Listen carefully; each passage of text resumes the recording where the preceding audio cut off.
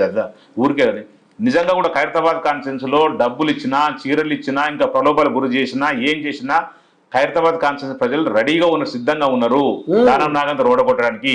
ఒకటి 100% చెప్తున్నా, ఈ రోజు ఈసారి గ్యారెంటీ గెలవకుంటే నేను ఎంత ఏ ఛాలెంజ్ కంటే ఛాలెంజ్ రెడీ. టీఆర్ఎస్ పార్టీకి ఓటేయడానికి రెడీ ఉన్నారు. దానం నాగేందర్ వ్యవహారం అంతా తెలుసు. ఏ రోజు కూడా ప్రజల సమస్యలు పట్టించుకోలేదు, ప్రజల గురించి ఆలోచించలేదు, ప్రజలతో మాట్లాడలేదు. ఎవరో ఒకరికి ఇద్దరు 10,000 20,000 ఇచ్చేసి గొప్ప సంకలు గుద్దుకుంటుంటాడు అంతే తప్ప ఎవరు కూడా ఇంత చెప్తున్నాడు. ఇప్పుడు కాంగ్రెస్ పార్టీకి కూడా దాదాపు 2 సంవత్సరాలుగా వస్తుంది. 2 సంవత్సరాలు ఏదన్నా సాగుపోయిండా, ఏ పెళ్లికైనా పోయిండా, ఏ సమస్యను తీర్చిండా, ఒక రోడ్ వేసిండా, ఒక డ్రైనేజ్ వేసిండా, కార్పొరేటర్లు చేసుకున్నది చిన్నదో కిందదో కార్పొరేటర్లు చేసుకోవడం తప్ప ఒక ఎమ్మెల్యే కూడా ఏ పని చేయలేదు. దేనికంటే ఆయన ఛాలెంజ్ సిద్ధంగా ఉంటాం. ఖైరతాబాద్ కాన్స్టిట్యూన్సీలో ఆయన ఏ రోడ్డుకి వచ్చినా, ఏ గల్లీకి వచ్చినా, ఏ బస్తీకి వచ్చినా, ఏ కాలనీకి వచ్చినా నేను సిద్ధంగా వస్తాను. బీఆర్ఎస్ పార్టీ ప్రతినిధిగా వస్తా, ఆయన కాంగ్రెస్ పార్టీ ఎమ్మెల్యేగా రండి. ఖైరతాబాద్ కాన్స్టిట్యూన్సీలో ఈ 2 సంవత్సరాలు కాంగ్రెస్ పార్టీ పోయిన తర్వాత గతంలో బీఆర్ఎస్ పార్టీ చేసిన సంక్షేమం పక్కన పెడితే, అభివృద్ధి పక్కన పెడితే, ఈ 2 సంవత్సరాల్లో రేవంత్ రెడ్డి పాలన కాంగ్రెస్ ప్రభుత్వంలో దానం నాగేందర్ ఎమ్మెల్యేగా ఏ చిన్న పని చేసినా ఛాలెంజ్ దేనికంటే ఛాలెంజ్. మీ యునానిమస్ ఆయనకు దండం పెడతాం, ఆయన పని చేసినట్టు చూపిస్తే. ఏ పని చేయడం ఆయనకు అవసరం లేదు.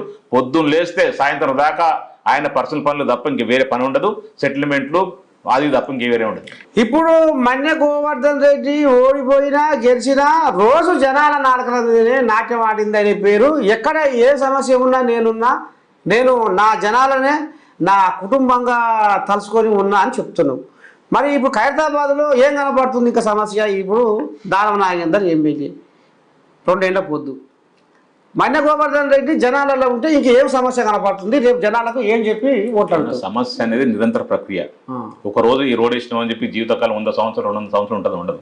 ఆ రోడ్డు పాడైతుంటుంది, జనాభా పెరుగుతుంటుంది, రోడ్డు గుంతలు పడుతుంటుంది, వర్షాలు వస్తుంటాయి, కొట్టుకుపోతుంటాయి. ఇవన్నీ సమస్య రెగ్యులర్గా ఉండే ప్రాసెస్. ఇవన్నీ రెగ్యులర్గా ఒక ప్రజాప్రతినిధిగా ప్రజలకు మమేకమై ప్రజల సమస్యలు తెలుసుకుంటూ, ప్రజలతో కలిసి ప్రజల యోగక్షేమాలు తెలుసుకుంటూ, ప్రజలకు మంచి తలలో నాలుకలాగా ఉండే బాధ్యత ఒక కార్పొరేటర్కు ఒక ఎమ్మెల్యేకి ఉంటుంది.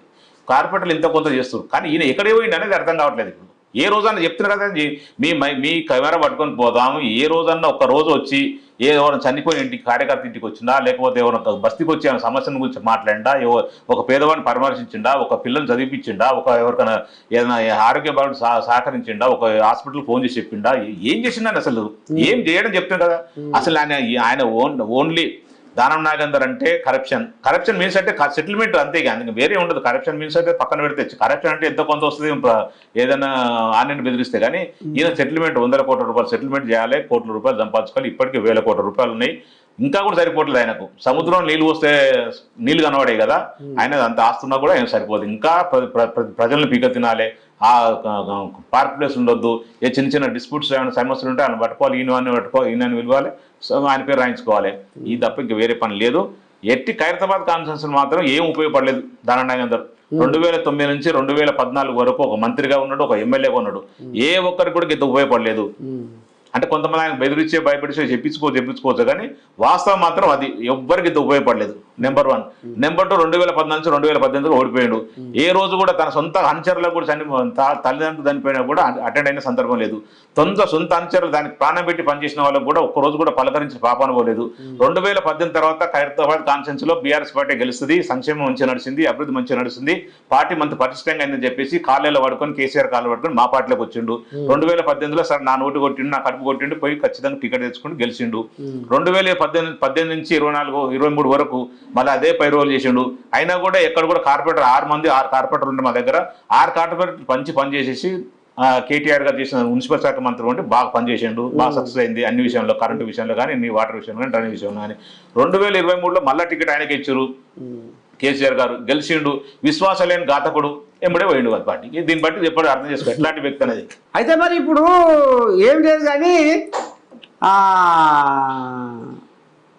పార్టీ బీఆర్ఎస్ పార్టీ ఇక కోలుకోదు, అసలు ఇక బీఆర్ఎస్ పార్టీ ఉనికే లేదు, జూబ్లీస్తోనే కథం అయింది అనేది ఇప్పుడు సోషల్ మీడియాలో కాంగ్రెస్ కోరికలు కూతలు కూస్తుంది. మరి ఇది ఏమన్నా దెబ్బ పడేనా? అసలు ఏంది జూబ్లీస్ ఇప్పుడు లోకల్ బాడీ కానీ, జిహెచ్ఎంసీ కానీ, ఇప్పుడు ఈ ఉప ఎన్నికలు కానీ ఏమన్నా దెబ్బ పడేనా?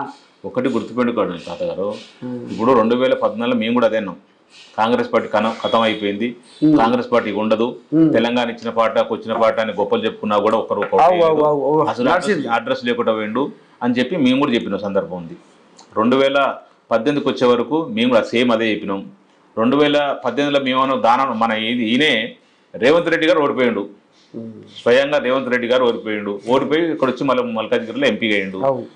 అప్పుడు ఏమన్నా అందరూ అనుకున్నారు కాంగ్రెస్ పార్టీ పని అయిపోయింది, ఆంధ్రప్రదేశ్ లో ఎట్లయితే కాంగ్రెస్ పార్టీ పని అయిపోయిందో తెలంగాణలో కూడా పని అయిపోయింది అనుకున్నాం. ప్రజలు అనుకున్నారు, మేము అనుకున్నాం, అందరూ అనుకున్నాం. కానీ ప్రజలు ఒకసారి అనుకుంటే ఏమని చెప్పు, మా పార్టీని పక్కన పెట్టిరు, కాంగ్రెస్ పార్టీ అధికారం తీసుకొచ్చారు, అదే 64 సీట్లు 65 సీట్లు తీసుకొచ్చి పెట్టిరు. ఎప్పుడు కూడా అహంకారంతో ఇప్పుడు కూడా జనాలు అదే ఊరుగా చూపించా 70,000 ఓట్లు వచ్చినాయి. మజాక్ అయింది అది ఏమన్నా? 70,000 ఓట్లు అంటే ఏం చెప్పు? 70,000 ఓట్లు మీరు అంత అకృత్యాలు చేస్తే ఏది పోలీస్ డిపార్ట్మెంట్ వాళ్ళ వైపే, ఎలక్షన్ కమిషన్ వాళ్ళ వైపే, రౌడిజం వాళ్ళ వైపే, గుండాల వాళ్ళ వైపే 200 కోట్ల రూపాయలు ఖర్చు పెడితే ఆ మాత్రం ఓట్లు వచ్చినాయి. మాకంటే వాళ్ళకి 24,000 23,000 చిల్లర ఓట్లు వచ్చినాయి. ఏం దాన్ని అంత కోట్ల, అన్ని కోట్ల? అసలు ఏది ఎలక్షనా లేకపోతే చెప్పండి, అన్ని 200 కోట్లు ఖర్చు పెట్టడం ఏంది? అంత రౌడిజం చేయింది. పోలీస్ డిపార్ట్మెంట్ అయితే అసలు ఉన్నది లేనట్టే. పోలీస్ డిపార్ట్మెంటే దగ్గరుండి ఈ ఇంటికి ఓట్లు రాలేదు, వాళ్ళు ఓట్లు అడుగుతారు, డబ్బులు వంచని చెప్పేసి డబ్బులు వంచుతుంటే కళ్ళు మూసుకొని కళ్ళ గంతలు కట్టుకొని ధృతరాష్ట్రం లెక్క చేసి వాళ్ళు అంత వ్యవహారం నడుస్తుంటే ఇక సిగ్గుమాలి ఇంకేం చెప్తుంది చెప్పు? అది పోలీస్ డిపార్ట్మెంట్ అయితే 100% గట్టిగా వాడినది అసలు లేనట్టే లెక్క. ఎలక్షన్ కమిషన్ మేము క్లియర్ చెప్పినాం, ఓట్ల చోరీ అవుతుంది, దొంగ ఓట్లు రాయించారు, 20-25 ఓట్లు రాయించారు, ఒక్కొక్క ఇంటి మీద 100-150 ఓట్లు ఏంది అని చెప్పినా కూడా ఎలక్షన్ కమిషన్ పట్టించుకున్న సందర్భం లేదు. అటు election commission, police department, rowdyism, goondaism, పైసలు అన్ని రకాలుగా వ్యవస్థలు నిలబెడితే 20,000 ఓట్ల పైనకి వచ్చింది. అది గొప్ప గెలిపే కాదు. సరే గెలిచిండు నవీన్, మంచి వ్యక్తి. అది ఆ గెలుపు కూడా ఎట్లని అక్కడ క్యాండిడేట్ నవీన్ నా లెక్కనే 2014లో ఎంఐఎం నుంచి పోటీ చేసిండు, 2018 ఇండిపెండెంట్ పోటీ చేసిండు, ప్రజలతో మంచిగా ఉన్నాడు, ప్రజలతో కలిసి ఉన్నాడు, కష్టాలు సుఖాలకు అన్ని ఉన్నాడు కాబట్టి ఆ మాత్రం ఆయన గెలిచిండు. అదే నవీన్ క్యాండిడేట్ కాకపోతే ఖచ్చితంగా ఉంటే కాంగ్రెస్ పార్టీ ఓడిపోయేది. అంతేనా? అసలు మొహమాట లేదాడ. నవీన్ కూడా కొంత ప్లస్ అయిందాడ. ఈడ కూడా మేము ఖైరతాబాద్ కాన్స్టిట్యూన్సీలో కూడా నాకు కూడా అంతే ప్లస్ అవుతుంది. ఎందుకంటే నేను కూడా ఎప్పటి నుంచో 2010 నుంచి ఖచ్చితంగా ఖైరతాబాద్ కాన్స్టిట్యూన్సీలో నాకు ఎన్నో ఆఫర్లు వచ్చి ఎక్కడెక్కడ ఈ కాన్స్టిట్యూన్సీ అని చెప్పి నేను చచ్చిపోయేంతవరకు ఖైరతాబాద్లో ఉంటా. నేను డిసైడ్ అయిపోయినా నా కట్టే కాలేజ్ కూడా ఖైరతాబాద్ కాన్స్టిట్యూన్సీ. ఎన్ని కష్టాలు పెట్టినా, ఎంత ఇబ్బందులు పెట్టినా కూడా ఈ ప్రజల్ని అంటి పెట్టుకుంటా, ప్రజలకు సేవ చేయాలని ఉద్దేశంతో వచ్చిన. మా నాన్న తాత మొత్తలే మా బ్యాక్గ్రౌండ్ ఏది, మా పొలిటికల్ ఫ్యామిలీ కాదు. నేను ఉద్యమం నుంచి వచ్చిన, కేసీఆర్ గారు ఆశీర్వాదంతో బీఆర్ఎస్ పార్టీలో కార్యకర్తగా పనిచేస్తున్నా. కార్యకర్తగా 2014 అవకాశం ఇచ్చారు, ఇప్పుడు 20 ఖచ్చితంగా బై ఎలక్షన్ ఖచ్చితంగా అవకాశం ఇస్తాను చెప్పిండు, మాట ఇచ్చిండు. ఖచ్చితంగా వర్క్ చేసుకుంటున్నా, వర్క్ స్టార్ట్ చేసిన ఆల్రెడీ.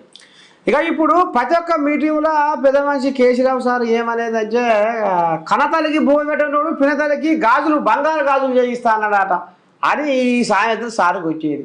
మరి ఇప్పుడు సారు ఇప్పుడు ఆ భాగవతమే ఈ కాంగ్రెస్ గోజాలు ఏమంటున్నాయి అంటే ఇవాళ సొంత శైలి కవితమని ఇవాళ ఎడనాటి ఆమె కన్నీళ్లకు కారణమవుతుర్రు.